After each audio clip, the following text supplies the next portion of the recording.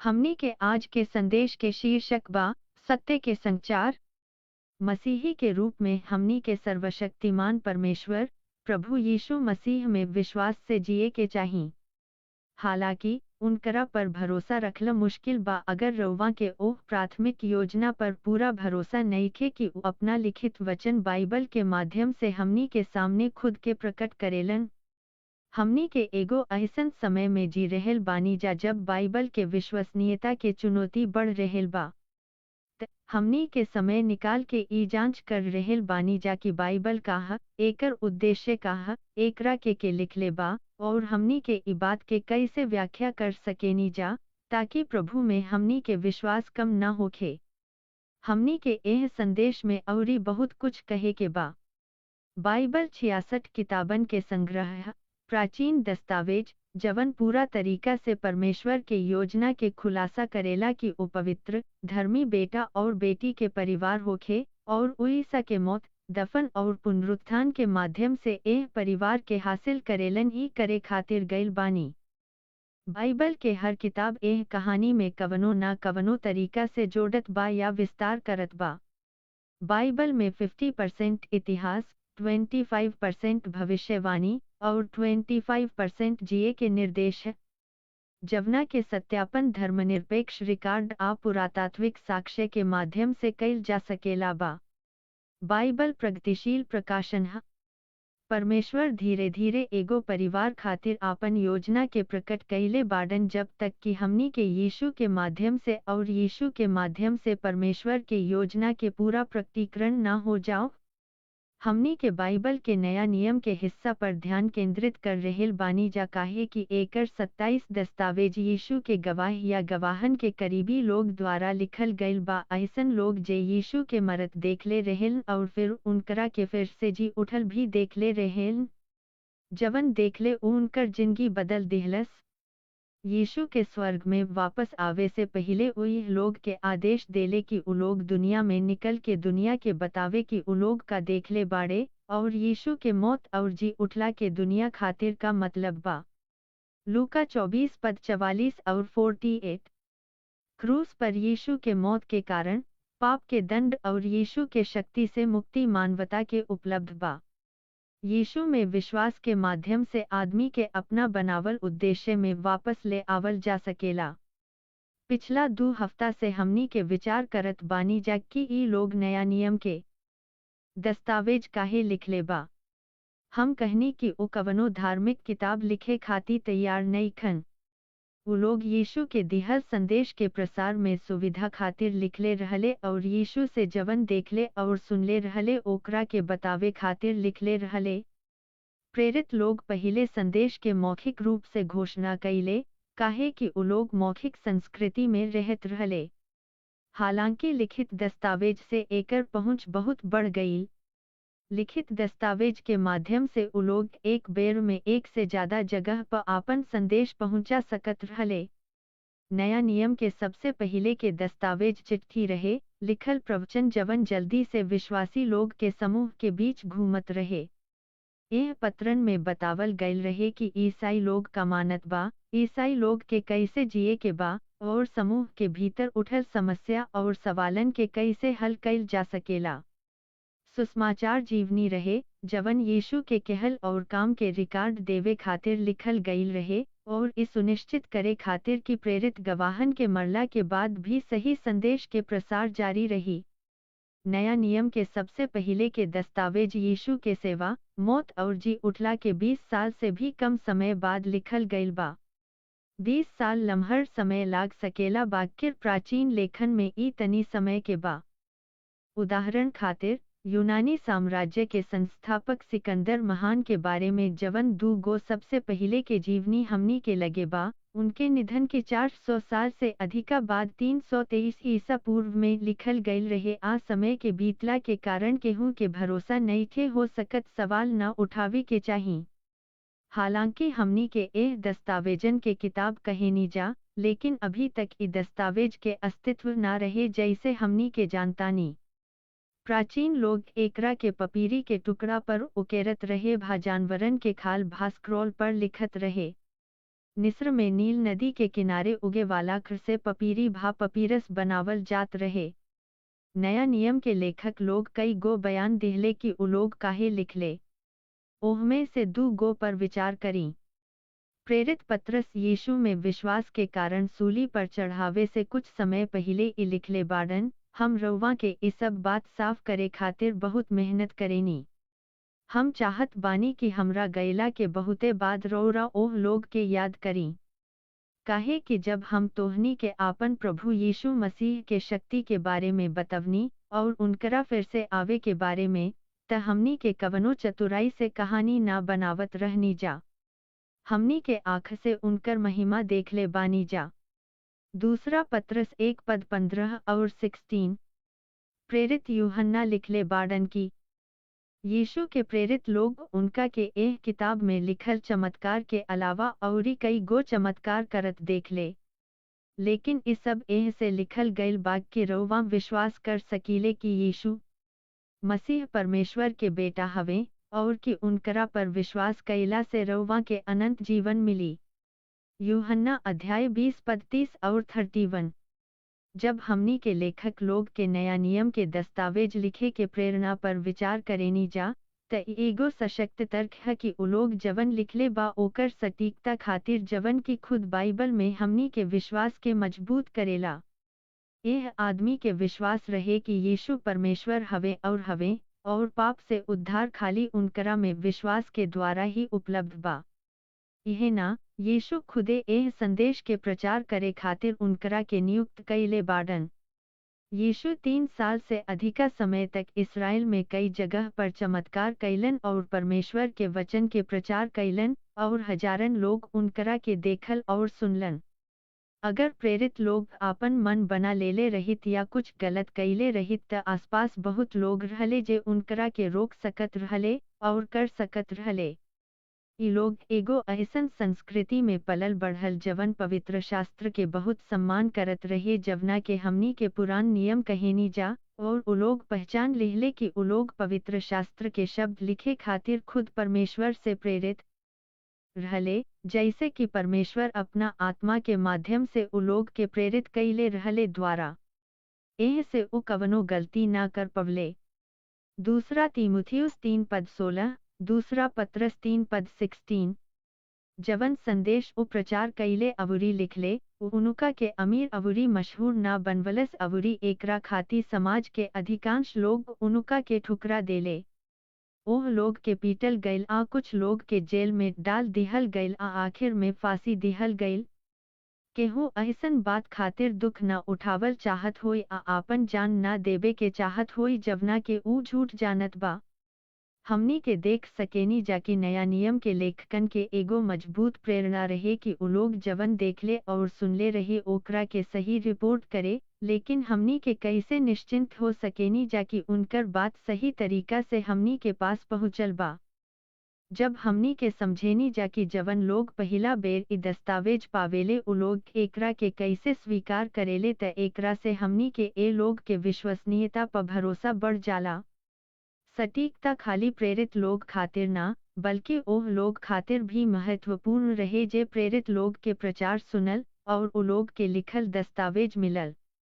जैसे इसे ई दस्तावेज विश्वासियन के मंडली के बीच घूने लागल, इस समूह प्रेरित लोग से मिलल विभिन्न लिखित रिकॉर्ड के इकट्ठा कईल आ संरक्षित कईल।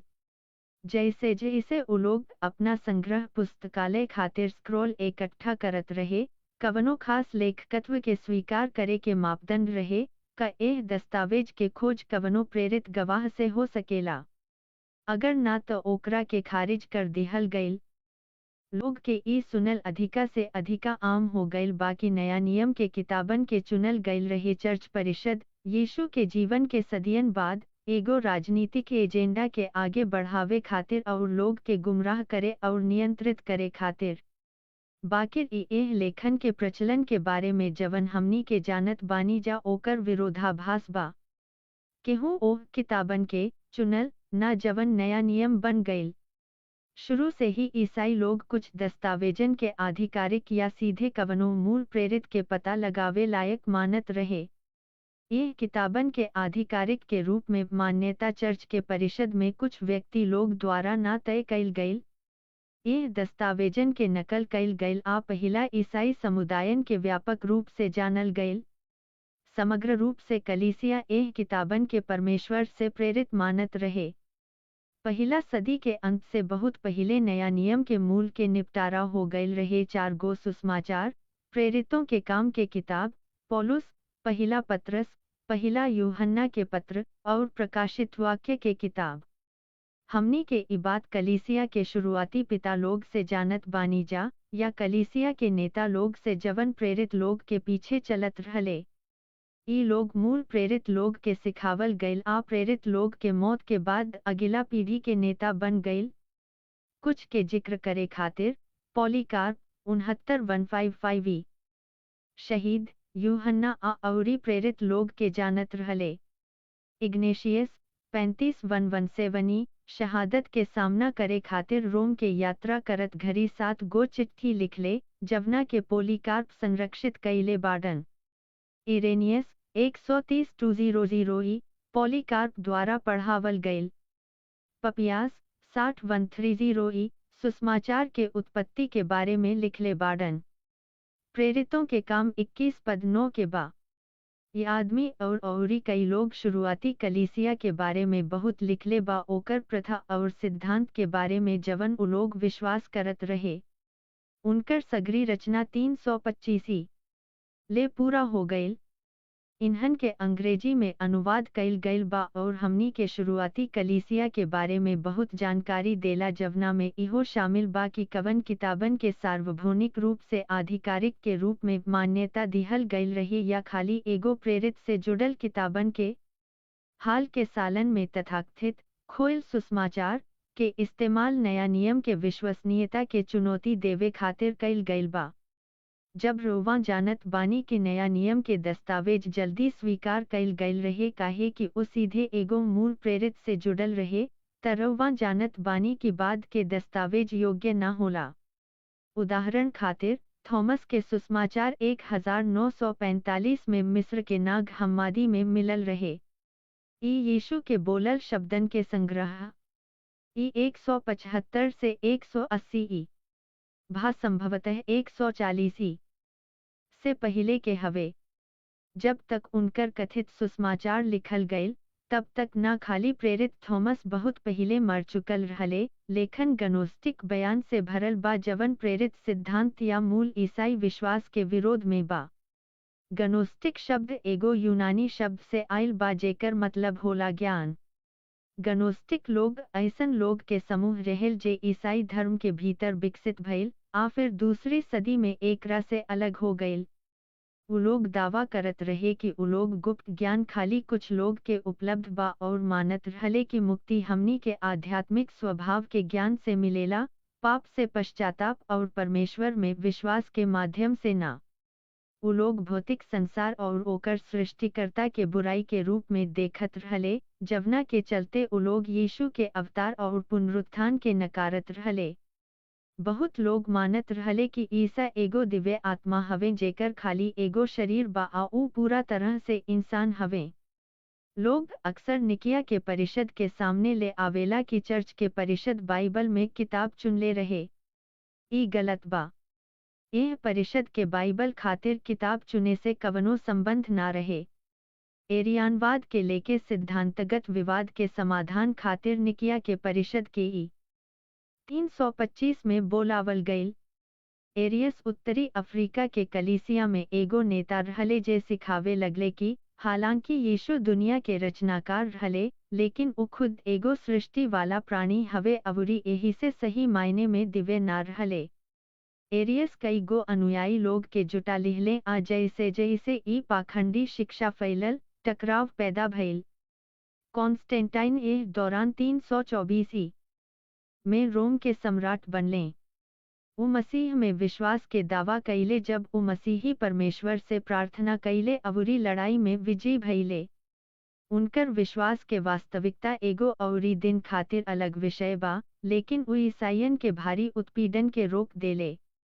रोमन सम्राट के रूप में ऊ राज्य धर्म पगन के प्रमुख रहले आ अपना लोग आ ओ लोग के देवता लोग के बीच बढ़िया संबंध बनावे के जिम्मेदारी इनके रहे। कॉन्स्टेंटाइन अपना के एगो ईसाई सम्राट के रूप में भी ऐसने भूमिका में देखत रहले। जब कॉन्स्टेंटाइन के अपना साम्राज्य के पूर्वी हिस्सा में एरियानवाद के लेके चलत विवाद के जानकारी मिलल त ऊ एगो चर्च परिषद के बैठक करे आ एह मुद्दा के निपटारा करे के आदेश दिहलें। चर्च के नेता लोग उत्तरी एशिया माइनर के एगो गाँव निकिया में मिलल जवन अब तुर्की के इजनिक शहर के हिस्सा है। नाइसिया के परिषद यीशु के पिता परमेश्वर के साथे एक पदार्थ के घोषित कैलस आ एगो पंथ भा सिद्धांत के कथन के रचना कैले जे आजू ले प्रयोग में बा। नाइसीन पंथ के बाइबल से कवन किताब चुने आ हटावे से परिषद के कवनो लेना देना ना रहे ना देवे के पड़ल। रउरा शायद सोचत होखब कि भले हमनी का लगे सही किताब होखे बाकिर हमनी का कैसे निश्चिंत हो सकीले कि ओ किताबन में सही शब्द बा, काहे कि पिछला 2000 साल में अतना कुछ बदल सकेला। नया नियम भा कवनो औरी प्राचीन किताब के कवनो मूल पांडुलिपि नइखे काहे कि ई नाशवान सामग्री पर लिखल गईल रहे जवन बहुत पहिले बिखर गईल रहे।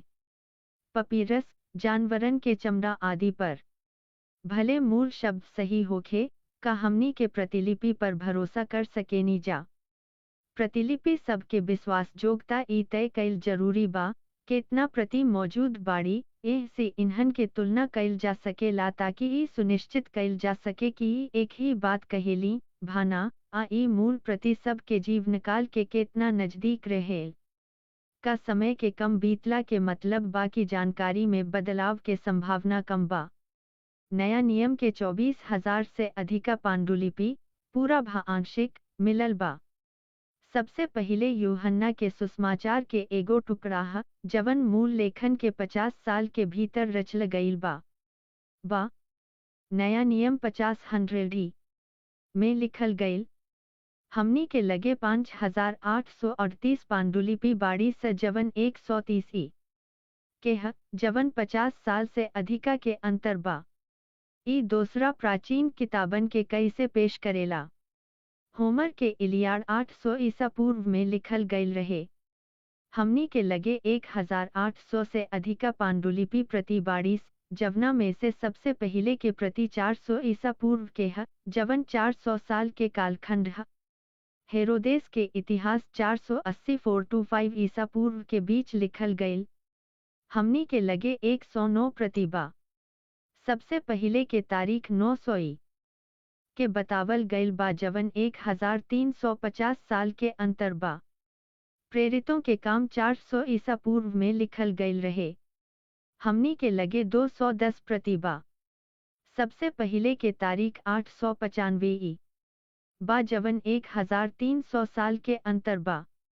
नकल करे वाला शास्त्री से गलती हो गईल। प्रतियन में पाठ रूप बा, जवन नया नियम में लगभग 8% बा। वर्तनी भाव्याकरण के गलती आ शब्दन के भारी बहुमत छोड़ दिहल गईल बा। ई माने के की गलती उलट होला, भा दू बेर कॉपी कईल जाला। ई आसान बा आ पाठ के अर्थ पर कवनो असर ना पड़ेला। कबोकबो एगो शास्त्री अलग अलग सुसमाचार में एके घटना के बारे में दू गो अंश के मिलान करे के कोशिश करत रहे या ओकरा से जानलमानल विवरण जोड़त रहे लेकिन मूल में ना मिलल। ई बदलाव महत्वहीन बा। ई कथे में बदलाव ना करेलें, आ ईसाई धर्म के मूल सिद्धांतगत शिक्षा के प्रभावित ना करेलें। हमनी के लगे सैकड़न शुरुआती पांडुलिपि बाड़ी से जवन बतावेली स की पाठ के जोड़े से पहिले कैसन रहे। हमनी के अगिला हफ्ता नया नियम में तथाकथित विरोधाभास पर विचार करब जा, लेकिन जैसे हमनी के एह संदेश के बंद करब जा, याद करी कि हम एह श्रृंखला के काहे शुरू कईनी। हम अधिका से अधिका लोग के बाइबल पढ़े खातिर मनावल चाहत बानी, खासकर नया नियम के। हम कोशिश कर रहेल बानी की, काहे कि यही तरह से हमनी के यीशु के ओ इसने जानत बानी जा जैसन ओ वास्तव में बाड़े। बाइबल यीशु के बारे में जानकारी के हमनी के एकमात्र पूरा तरह से भरोसेमंद, अपरिवर्तनीय स्रोत है ओ के हवे, ओ काहे अइले, वो अपना मौत और पुनरुत्थान के माध्यम से का पूरा कइले, और उ हमनी के कवना तरह के जीवन दिहल चाहत बाड़न। ये अब खासकर के महत्वपूर्ण बा काहे कि हमनी के अभूतपूर्व धार्मिक धोखा के समय में जी रहेल बानी जा, खासकर झूठा मसीह और झूठा सुसमाचार, जैसन कि यीशु भविष्यवाणी कइले रहेल। मत्ती 24 पद 4 और 5 और 11 और 24। ईसा भगवान अवतार हवे, अदृश्य भगवान के दृश्य अभिव्यक्ति हवे, खुद भगवान के पूरा प्रकटीकरण हवे। यूहन्ना 1 पद 1, यूहन्ना 1 पद 14, कुलुस्सी 1 पद 15। यीशु वादा कैलन कि उ अपना लिखल वचन के माध्यम से अपना प्रेरित लोग के उनकरा बारे में जागरूक करी हैं।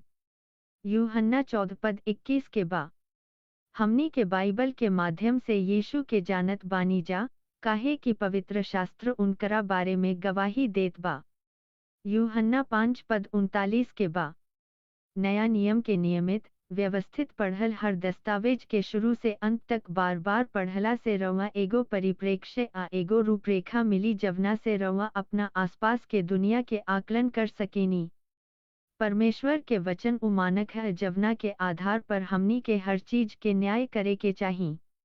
हमनी के एह शब्दन में सोचे के चाही, अगर हमार एकमात्र जानकारी के स्रोत नया नियम बा, त का हम कबो ई निष्कर्ष निकालब कि ई व्यक्ति जवन कहत बा ऊ सही बा। हर सपना, दर्शन और अलौकिक घटना, हर भावना, परिस्थिति, शिक्षा, प्रवचन या भविष्यवाणी, हमनी के ओ हिसाब से मूल्यांकन करे के चाही कि परमेश्वर अपना किताब में एकरा बारे में का कहत बाड़न। यीशु अपना बारे में ई कथन कहले, अगर रउआ हमरा वचन में बनल रहेब, त रउआ सचमुच हमार चेला हई, और रउआ सच्चाई के जानब, और सच्चाई रउआ के आजाद कर दीही। यूहन्ना 8 पद 31 और 32। यह अनुवादित यूनानी शब्द के मतलब होला के हूँ चीज में रहे खातिर। ई दृढ़ आ मजबूत होखे के बराबर बा। ग्रीक शब्दन के बा अनुवाद। सच्चाई के मतलब होला वास्तविकता। सच्चाई उहे हकीकत है जवन प्रकट होला। भाजवना तरह से हालात बा ओकरा विपरीत लौकत बाड़े। याद रखी, यीशु अपना बारे में कहले बाड़न कि हम रास्ता, सच्चाई और जीवन हई। यूहन्ना 14 पद 6 के बा यही शिक्षा में ओ परमेश्वर के वचन के बारे में ई कहले रहले कि तोहार वचन सच्चाई है। यूहन्ना 17 पद 17 के बा जीवित वचन, यीशु, लिखल वचन, बाइबल के माध्यम से प्रकट भइल बा। यीशु कहले कि अगर रउआ परमेश्वर के लिखल वचन के पकड़ के रखब त वचन रउआ के सच्चाई, चीजन के वास्तव में के तरीका और सच्चाई के प्रकट करी। जीवित वचन आ लिखल वचन रउरा के मुक्त कर दी। यह अनुवादित ग्रीक शब्द रउआ के आजादी के साधन बना देला। यीशु अपना वचन के माध्यम से हमनी के पाप के शक्ति और सजा से मुक्त कर दिए जब हमनी के उनकरा वचन में रहत बानी जा। हमनी के ओह समय में जियत बानी जा जब असली सच्चाई छिपल बा। देखी अगर कबो सच्चाई जाने के आ ओकरा में अडिग खड़ा होखे के समय आइल होखे, जवना तरह से असल में हालात बा, त अब बा नया नियम के नियमित व्यवस्थित पाठक बनी। सच्चाई के जानी बाइबल एकरा के प्रकट करेला। भगवान रउआ सभे के आशीर्वाद देस। आमीन।